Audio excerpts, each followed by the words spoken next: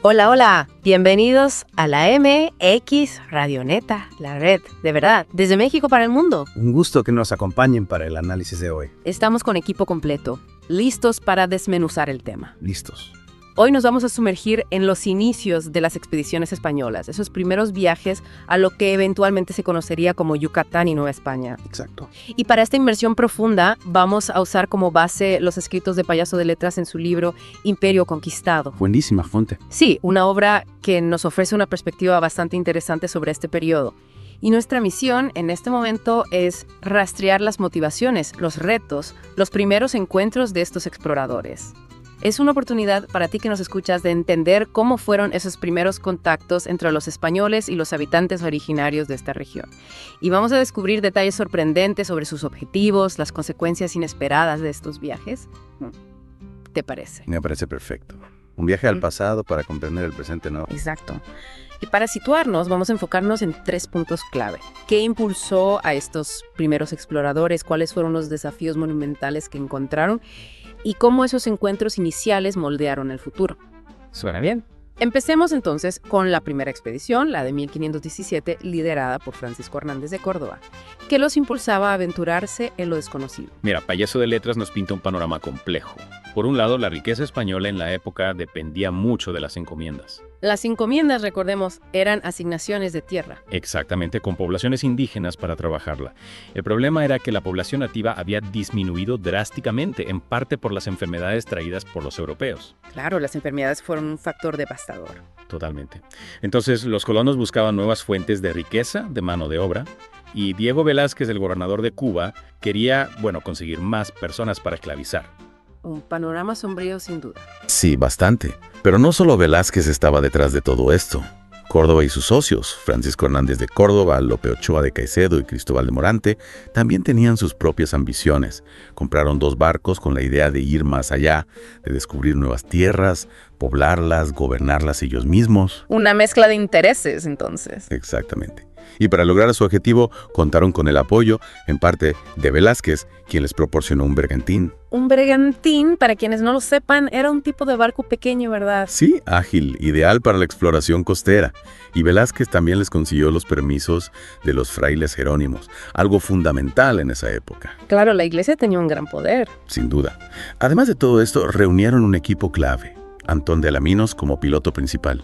Un experimentado navegante, si no me equivoco. Sí, había participado en viajes con Ponce de León y con Juan Díaz de Solís. También contaban con Pedro Camacho de Triana y Juan Álvarez el Manquillo como pilotos. Un equipo de navegación bastante sólido. Sí, y no olvidemos al Fray Alonso González, el capellán de la expedición, y a Bernardo Iñiguez el Vedor, que era como un supervisor de los intereses reales. Tenían todo planeado, a parecer. Al menos en teoría. ¿Y cuál fue la ruta que tomaron? Zarparon de Santiago, Cuba, el 8 de febrero de 1517. Iban 110 hombres en 3 embarcaciones. Una tripulación considerable. Sí, navegaron por la costa norte de Cuba haciendo paradas para abastecerse. Al llegar a la punta de San Antón, intentaron dirigirse a las islas de la bahía, pero una tormenta en el canal de Yucatán los desvió. El Mar Caribe, siempre impredecible. Y terminaron llegando a principios de marzo a la Isla Mujeres. Isla Mujeres, un nombre que despierta la imaginación. ¿Qué encontraron allí? Encontraron varias figurillas de mujeres, eran figuras desnudas, parecían dedicadas a Ixchel, la diosa maya de la fertilidad y la luna. Que ahí el nombre, supongo. Exactamente. Después siguieron la costa norte de Yucatán y vieron un lugar, Ecab, que los españoles, asombrados por su tamaño, llamaron el Gran Cairo. El Gran Cairo. ¡Qué contraste! Imagínate. Y allí tuvieron el primer contacto con los habitantes de esas tierras. ¿Cómo fue ese encuentro inicial? A principio fue pacífico. Los pobladores se acercaron en canoas invitándolos a tierra. ¿Y qué pasó? Los mayas les dijeron algo que los españoles transcribieron como Cones Cotoch y ellos entendieron que ese era el nombre del lugar, Punta Catoche. Punta Catoche. Otro nombre que se quedaría en la historia. Pero parece que la frase maya era Conex u Otoch, que significa andad acá a mis casas. ¿Una mala interpretación desde el principio? Sí, un detalle que nos muestra la dificultad de comunicación. Al día siguiente, Hernández de Córdoba tomó posesión formal de lo que creía que era una isla. La llamó Santa María de los Remedios. Pero esta calma duró poco. Porque después vino la emboscada. Exacto. Los españoles siguieron algunos mayas tierra adentro y fueron emboscados. ¿Y qué pasó en la emboscada? Murieron 2 españoles y 15 nativos. Hernández ordenó la retirada, pero antes capturaron a 2 indígenas. 2 indígenas que serían muy importantes. Sí, porque se convirtieron en los primeros intérpretes, Julinillo y Melchorejo. La comunicación, un factor clave desde el inicio. Sin duda. A pesar de este incidente, siguieron navegando. Llegaron a Campeche, que llamaron Puerto de Lázaro, buscando agua. Allí, los mayas les preguntaron quiénes eran, de dónde venían. ¿Y qué respondieron los españoles? Pues señalaron hacia el este y dijeron Castilán, Castilán. Castilán, ¿por qué? Parece que ya había rumores de otros españoles en la zona, quizá náufragos de expediciones anteriores. Interesante. Sí. Los mayas los llevaron a un poblado, pero los españoles vieron un templo con manchas de sangre fresca. Sangre fresca. Sí, señales de sacrificios recientes. El líder maya les advirtió que debían irse, que no eran bienvenidos. Una advertencia que no atendieron. No, navegando, perdieron el agua que habían conseguido. Tuvieron que desembarcar más al sur, en Chacamputum. ¿Y allí? Allí fueron atacados de nuevo. Sí, por los mayas liderados por Mocú. Perdieron más de 20 hombres, Hernández de Córdoba fue herido y tuvieron que huir, dejando atrás un barco. ¡Un desastre! Totalmente. Desesperados por agua, fueron a la costa de lo que hoy es la Florida, donde finalmente encontraron algo de agua dulce, pero... Pero fueron atacados otra vez. Exacto. Los nativos de la zona no los recibieron con los brazos abiertos precisamente. Un viaje lleno de infortunios. Sí, un viaje complicado. Finalmente regresaron a Cuba, al puerto de Carenas. Hernández de Córdoba, malherido, informó a Velázquez de todo.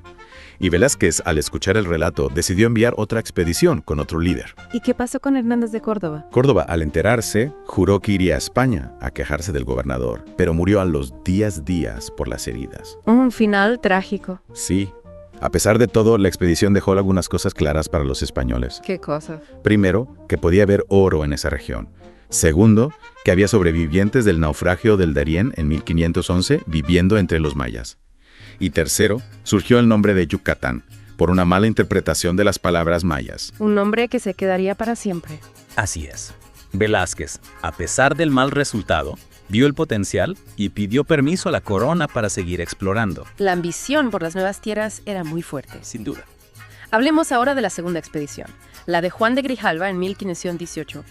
Parece que Velázquez aprendió de los errores de la primera. Sí, para esta segunda expedición invirtió muchísimos más recursos. ¿En qué sentido? Recuperó los barcos que sobrevivieron al primer viaje y añadió una carabela y otro bergantín. Repitieron algunos de los pilotos, como Antón de Alaminos, Pedro Camacho y Juan Álvarez, y se sumó un nuevo piloto, Pedro Arnés de Soporta. Velázquez nombró a su propio sobrino, Juan de Grijalva, como capitán general. Un puesto de gran responsabilidad. Sí, y nombró a Francisco de Montejo, a Pedro Alvarado y a Alonso de Ávila como capitanes de los otros barcos. Un equipo mucho más grande que en la primera expedición. Mucho más. Y también iba Juan Díaz, que era el capellán, y que escribió un relato llamado Itinerario. Un documento histórico valioso. Sí, muy valioso. El supervisor de los bienes de la corona era Peñalosa y del alférez general que llevaba la bandera era Bernardino Vázquez de Tapia. Un equipo completo y bien organizado. Así es. ¿Y qué ruta siguieron en esta ocasión? Partieron de Santiago, Cuba, a finales de enero de 1518. Siguieron la costa norte de Cuba, parando en Matanzas para provisiones. Y llegaron a Cozumel el 3 de mayo. Grijalva la bautizó como Santa Cruz de la Puerta Latina. Cozumel, otro lugar emblemático en la historia de la conquista. Sí, y allí, al desembarcar, los nativos huyeron. Probablemente recordaban el encuentro con la expedición anterior. Claro, el recuerdo de la violencia. Pero los españoles contactaron con 2 ancianos y una mujer jamaiquina que había naufragado 2 años antes. Una mujer jamaiquina. Sí, y esta mujer se convirtió en intérprete. Algunos de los españoles conocían su idioma. Qué casualidad. Sí, una casualidad que les facilitó la comunicación. Bernardino Vázquez de Tapia hizo la bandera real, el tantomonta, y se leyó el requerimiento. El requerimiento, ese documento que se les leía a los indígenas. Exacto, instándolos a someterse al rey de España y a la fe católica. Poco después, algunos mayas se acercaron. ¿Y cómo reaccionaron los mayas? Al principio con desconfianza, pero el líder del grupo hizo una ceremonia religiosa. Grijalva ordenó celebrar una misa. Un intento de acercamiento desde la religión. Sí, no encontraron oro en Cozumel, pero recibieron pavos, miel, maíz. Se quedaron 4 días, lo que permitió un intercambio cultural más amplio. Un encuentro más pacífico que el de la expedición anterior. Sí, la presencia de intérpretes facilitó la comunicación y redujo la tensión. Después de Cozumel, navegaron hacia el sur. ¿Hacia dónde se dirigieron? Exploraron Sama, lo que hoy es Tulum, con sus impresionantes construcciones. Y llegaron a la bahía de la Ascensión. Creyeron que era el final de la isla de Yucatán. Seguían pensando que Yucatán era una isla. Sí, todavía no estaban seguros. Pero Grijalva decidió ir hacia el norte, rodear la península y dirigirse a Chacampotún.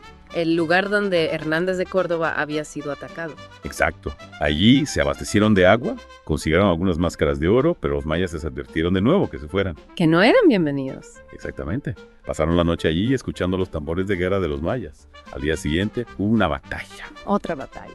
Sí, pero esta vez ganaron los españoles. Infligieron muchas bajas a los mayas. Gracias a su superioridad en armas. Sí, pero el precio fue alto. 60 heridos, incluyendo a Grijalva, que recibió flechazos. 7 españoles murieron en combate y otros 13 por las heridas. Una victoria pírrica. Sí, la violencia seguía escalando. Después de la batalla, navegaron hacia el oeste. ¿Hacia dónde se dirigieron? Llegaron a la isla del Carmen, en la laguna de Términos. La llamaron Puerto Deseado. Antón de Alaminos, el piloto, seguía pensando que era el otro extremo de la isla de Yucatán. La idea de la isla persistía. Sí, aún no se habían dado cuenta de la extensión de la península. Continuaron hasta Tabasco, donde vivían los mayas chontales. Los chontales, otro grupo maya. Sí, y allí capturaron a 4 nativos. Uno de ellos, llamado Francisco, aprendió español rápidamente y se convirtió en intérprete. ¿Tú te intérprete clave? Sí, la comunicación era fundamental. El 8 de junio descubrieron un río caudaloso. ¿Y el río era? El río que hoy lleva el nombre de Grijalva en honor al capitán. Claro. Desembarcaron en Potonchán y Grijalva se reunió con el cacique Tapscub. ¿Y qué pasó en ese encuentro? Tapscub le regaló algunas piezas de oro. Oro, el motor de la ambición española. Sin duda. Después de pasar el río Tonalá, Pedro de Alvarado exploró el río Papaloapán por iniciativa propia. Alvarado actuó sin permiso. Sí, lo que no gustó a Grijalva. Hubo tensión entre ellos. Siguieron navegando, encontrando varios asentamientos. Y a mediados de junio llegaron a una isla. ¿Qué isla era? Allí encontraron un templo con 4 indígenas sacrificados, en honor a Tezcatlipoca. La llamaron Isla de Sacrificios. Un nombre que refleja el error que debieron sentir. Sí. Poco después, desembarcaron en Chalchicuayacán, que llamaron San Juan de Ulúa. Allí, Grijalva preguntó sobre los sacrificios. ¿A quién le preguntó? A Francisco, el intérprete chontal. Francisco respondió que los sacrificios habían sido ordenados por los coluás. Coluás. ¿Quiénes eran? Los españoles entendieron que ese era el nombre del lugar y lo llamaron Ulúa. Como llegaron el día de San Juan Bautista, le pusieron San Juan de Ulúa. Otra mala interpretación. Sí, pero en Ulúa establecieron contacto con los totonacas, que estaban sometidos a los mexicas, y obtuvieron más oro. El oro siempre presente. Sí, y en Ulúa, unos días después, llegaron los embajadores de Moctezuma. El Tatón y México. Exacto. Llegaron Pinotol, Yaotzin, Teocinzocatl, Cuitlapitoc y Tentel. Hubo intercambio de regalos y los españoles empezaron a darse cuenta del poder de los mexicas. Y del resentimiento de los pueblos sometidos. Sí. Después de esto, Alvarado fue enviado a Cuba con los tesoros para informar a Velázquez. ¿Y qué hizo Grijalva? Mientras tanto, Montejo exploró la costa norte. Descubrió los ríos Cazones y Nautla, que llamaron Almería. Intentaron explorar el río Pánuco, pero los huastecos los atacaron y tuvieron que retirarse. Más resistencia indígena. Sí. Velázquez, preocupado por la falta de noticias, envió a Cristóbal de Olid en una misión de rescate. Y Olid encontró a Grijalva. No, su barco sufrió daños y tuvo que regresar a Cuba. Otro contratiempo. Sí. Cuando Alvarado llegó a Cuba con las noticias y el oro, Velázquez quedó impresionado. El oro siempre causaba impresión. Claro. Velázquez envió a Fray Benito Martín a España con el itinerario de Juan Díaz y los objetos de oro para informar al rey Carlos Cervini y al obispo Fonseca. Una gran noticia para la corona. Sí, pero Velázquez estaba molesto con Grijalva porque no había fundado ninguna colonia. Quería asegurar su control sobre las nuevas tierras. Exactamente. Ahora, cambiemos la perspectiva. Hablemos de cómo vivieron todo esto los mexicas y cómo encaja la llegada de Cortés en este panorama. Ya hemos mencionado que el Imperio Mexica estaba en plena expansión. Sí, desde mediados del siglo XV, los mexicas, con su capital en Tenochtitlán, habían extendido su dominio. Habían sometido a muchos pueblos. Exacto, y establecido un sistema de tributos. Un imperio poderoso. Sin duda. En 1517, cuando ocurren estos primeros contactos con los españoles, Moctezuma Xochiyotzin seguía expandiendo el imperio. Pero no todos se sometían a los mexicas. No, los tlaxcaltecas, por ejemplo, resistieron con fuerza. Los tlaxcaltecas, un pueblo que jugaría un papel importante en la conquista. Sí, su resistencia sería clave. Es importante entender que la situación política era compleja, no era solo españoles contra un imperio unificado. Había rivalidades y alianzas entre los pueblos indígenas. Exacto. Y en este contexto surge la leyenda de Quetzalcóatl. La leyenda del dios que se fue hacia el este y que regresaría algún día. Sí, una leyenda muy arraigada en la región. Se decía que su regreso marcaría el fin de una era.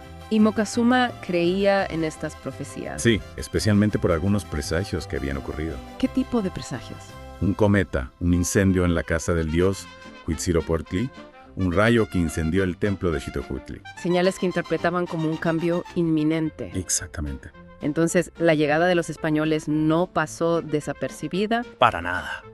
Los mexicas recibieron noticias de montañas que se movían sobre el agua, de hombres barbados y de piel clara que venían del este. La descripción de los barcos y de los españoles. Sí, y la relacionaron con Quetzalcóatl. Moctezuma, preocupado, ordenó construir atalayas en la costa para vigilar la llegada de más barcos. Quería estar preparado. Sí, pero la estrategia inicial de los pueblos indígenas, incluyendo a los mexicas, fue un error. ¿Qué hicieron? Pensaron que la mejor manera de deshacerse de los españoles era darles oro y mujeres a cambio de sus objetos. Creyeron que así los españoles se irían satisfechos. Exactamente, pero esta estrategia tuvo el efecto contrario. El oro solo avivó la codicia de los españoles. Sí, y les confirmó que esas tierras eran muy ricas. Un error de cálculo cultural. Sin duda. Y en este contexto de incertidumbre llega Hernán Cortés en 1519. Cortés, la figura central de la conquista. Así es. Cortés dirigió su flota hacia Cozumel, siguiendo la ruta de Córdoba y Grijalva, pero tuvo problemas en el camino. ¿Qué tipo de problemas? El barco de Francisco de Morla se averió, lo que retrasó la expedición. Alvarado, impaciente, llegó a Cozumel 2 días antes que Cortés, lo que enfureció a Cortés. Cortés ya mostraba su carácter autoritario. Sí. Al llegar a Cozumel, Cortés envió a Melchorejo y a la mujer jamaiquina a buscar a los líderes mayas. A los líderes mayas que se habían negado a recibir a Alvarado. Exactamente. Les envió un mensaje de paz, pero los líderes mayas, el Alachunik y los Batabob, se mostraron reacios al principio. El recuerdo de la violencia seguía presente. Sin duda. Pero 3 días después, un hombre que se decía señor de la isla se presentó ante Cortés. Un nuevo líder maya. Sí, y Cortés le habló del rey de España y de la fe católica, ofreciéndole paz a cambio de su misión. La estrategia de Cortés. Exactamente. El Aliashuninik aceptó y los otros Batavobs fueron llamados. Los mayas abandonaron sus ídolos y empezaron a adorar una cruz y una imagen de la Virgen que les dejó Cortés. Una conversión aparente. Sí, pero motivada por la presión y el miedo. Y fue en Cozumel donde Cortés tuvo noticias de otros españoles que vivían entre los mayas. Sí, de 2 náufragos del Golfo de Darién que habían naufragado 8 años antes. ¿Y qué hizo Cortés? Envió un rescate, cuentas verdes y una carta. También dispuso 2 barcos para ayudarles a escapar. Cortés quería rescatarlos. Sí, podían ser valiosos intérpretes y guías. Esperaron 6 días, pero no hubo respuesta. ¿Y qué pasó? 2 de los barcos que Cortés había enviado regresaron sin noticias. Cortés, impaciente, decidió partir hacia Veracruz. La expedición debía continuar. Sí, pero el mal tiempo los obligó a regresar a Cozumel para reparar un barco. Y al día siguiente llegó una canoa con un hombre extraño. Un hombre extraño. ¿Quién era? Era Jerónimo de Aguilar, uno de los náufragos. Al principio lo confundieron con un indígena porque vestía como los mayas. Claro, después de tantos años. Sí. Aguilar hablaba maya con fluidez y se unió a la expedición como intérprete. Un golpe de suerte para Cortés. Sin duda. Pero Aguilar no era el único náufrago. ¿Qué pasó con el otro? El otro náufrago, Gonzalo Guerrero, se había integrado completamente a la cultura maya. Era un Nacom, un capitán guerrero. Se había casado con una maya y tenía hijos. Había hecho una nueva vida. Sí, cuando Aguilar le propuso unirse a Cortés, Guerrero se negó. Había elegido quedarse con los mayas. Una decisión que muestra la complejidad de estos encuentros. Totalmente.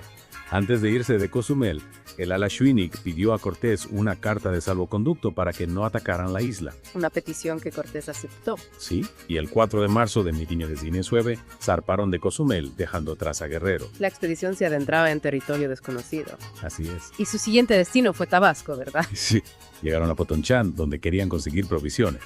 Los mayas chontales les permitieron tomar algo, pero les pidieron que se fueran. No querían que se quedaran mucho tiempo. Claro, pero Cortés se negó. Quería más provisiones y quizá algo de oro. ordenó desembarcar. Cortés mostrando su determinación. Sí, intentó negociar con los líderes mayas, pero no tuvo éxito. ¿Qué pasó entonces? Melchorejo, el antiguo intérprete, aprovechó la confusión y escapó. Y, según algunos, aconsejó a los chontales que atacaran. ¿La situación se tensó? Sí, el escribano real Diego de Godoy leyó el requerimiento ante los mayas, que se considera el primer acto notarial en México. Un acto simbólico. Sin duda. Y ante la resistencia maya se desató la batalla de Centla, el 14 de marzo de 1519. La primera gran batalla de los españoles en la Nueva España. Exacto. ¿Y cómo ganaron los españoles esa batalla? Su armamento era superior. Espadas, armaduras, armas de fuego, y los caballos aterrorizaron a los mayas que nunca los habían visto. La tecnología militar española era una gran ventaja. Sí, y también el factor psicológico. Después de la batalla, el capellán Juan Díaz ofició la primera misa católica en tierra firme. Un acto de toma de posesión religiosa. Sí. Y el 25 de marzo de 1519, Cortés fundó Santa María de la Victoria, el primer asentamiento español en la región. Un momento clave en la conquista. Sin duda. Y después de la batalla, los mayas chontales, buscando la paz, ofrecieron a Cortés 20 mujeres. 20 mujeres como prenda de paz. Sí, y entre ellas estaba Malinali o Malinche Tenepactol, que los españoles llamaron Doña Marina. Malintzin, la figura clave de la conquista. Exactamente. Malintzin hablaba maya y náhuatl, y aprendió español rápidamente. Se convirtió en la intérprete de Cortés. Su papel fue fundamental. Sin duda, Malintzin no solo traducía, también aconsejaba a Cortés, le daba información estratégica. Una figura compleja y controvertida. Sí, pero fundamental para entender la conquista. Incluso los españoles llamaban a Cortés Malintzin, que significa el amo de Malintzin. Lo que muestra su gran influencia. Exactamente. Y después de este encuentro, Cortés continuó su avance. Sí, dejaron Santa María de la Victoria el 12 de abril de 1519 con un pequeño grupo de españoles para pacificar la zona. ¿Y a dónde se dirigieron? Hacia la costa de Veracruz. Llegaron a Chalchicueyecán o San Juan de Ulúa el 21 de abril de 1519. El lugar donde Grijalva había estado. Sí, y allí fueron recibidos por una comitiva mexica liderada por Teodile. Moctezuma había ordenado recibirlos. Sí, pero no estaba seguro de si eran enviados de Quetzalcóatl. La duda lo atormentaba. Sí, Moctezuma envió regalos de oro y máscaras de turquesas. Intentando apaciguarlos. Exactamente. A cambio, Cortés les dio cuentas de vidrio, una silla y un casco que los mexicas relacionaron con Huitzilopochtli. Su dios de la guerra. Sí. Para impresionarlos, Cortés organizó una carrera de caballos y una demostración de artillería. Mostrando su poderío militar. Sin duda. Teodile envió mensajeros a Tenochtitlán para informar a Moctezuma. ¿Y cómo reaccionó Moctezuma? Con gran confusión. Ya no estaba tan seguro de que fueran enviados de Quetzalcóatl. Empezó a temer que fueran enviados de Tezcatlipoca o de Huitzilopochtli. Dioses más temibles. Sí. Moctezuma envió mensajes a Cortés pidiéndole que se fuera y le envió más regalos. Intentando comprar su retirada. Exactamente. Pero los regalos solo aumentaron la codicia de los españoles. Y Cortés se dio cuenta del resentimiento de los pueblos sometidos a los mexicas. Una oportunidad para buscar aliados. Sí. Y en este contexto, Cortés da un golpe maestro. Funda la Villa Rica de la Veracruz. Un movimiento estratégico. Sí, porque al fundar una ciudad con cabildo, adquirían autonomía y podían comunicarse directamente con el rey. Sin depender de Velázquez. Exactamente. Cortés lo había planeado todo. Era un estratega. Sin duda. Para distraer a los leales a Velázquez, envió a Montejo y a Juan Velázquez de León a explorar. Y mientras tanto, fingió que quería regresar a Cuba. Una maniobra de distracción. Sí. Sus aliados organizaron protestas para que se quedara. Y en una asamblea, Cortés renunció a su cargo como capitán de Velázquez y fue elegido capitán general por el Cabildo de la Villa Rica. Un golpe de estado. Se podría decir así. Ya no dependía de Velázquez, solo del rey. Y los puestos clave del Cabildo fueron para sus hombres de confianza. Claro. ¿Y qué hicieron después? Redactaron la Carta de Cabildo el 10 de julio de 1519, dirigida al rey Carlos Sobresur. Informando de la fundación de la villa y del nombramiento de Cortés. Sí, y acusando a Velázquez de mala administración. Pedían un juicio de residencia contra él. Querían deshacerse de Velázquez. Totalmente. En la carta describían las tierras, su riqueza y aseguraban el quinto real para el rey. Mostrando lealtad al rey. Sí, muy importante. Y enviaron a Montejo y a Portocarrero a España con la carta. ¿Y qué pasó? Desobedecieron a Cortés e hicieron una parada en Cuba, donde Velázquez se enteró de todo. Un error fatal. Así. Velázquez, furioso, envió a Guzmán y a Rojas tras ellos y escribió al obispo Fonseca para que le ayudara contra Cortés. La lucha por el poder se intensificaba. Sí, y Diego Colón, el hijo de Cristóbal Colón, escribió al rey pidiendo neutralidad, porque él también reclamaba derechos sobre esas tierras. Un panorama político cada vez más complejo. Sin duda. En resumen, estos primeros contactos son una mezcla fascinante de curiosidad, conflicto y malentendidos culturales. Totalmente. Y el papel de algunos individuos como Julianillo, Mechorejo, la mujer jamaiquina, Jerónimo de Aguilar y sobre todo Malintziner es crucial. Sin ellos, la historia habría sido diferente. Y detrás de todo, las motivaciones de españoles e indígenas. Ambición, religión, defensa de sus tierras y culturas. Un choque de mundos. Para ti que nos escuchas, te dejo esta reflexión. ¿Cómo estas primeras impresiones, llenas de confusión, pudieron haber dejado una huella en la historia? ¿Cómo resuenan hoy esos ecos de los primeros encuentros? Una pregunta para reflexionar. Suscríbete a nuestro canal, activa las notificaciones para no perderte la segunda parte de esta historia. Hasta pronto. Hasta pronto.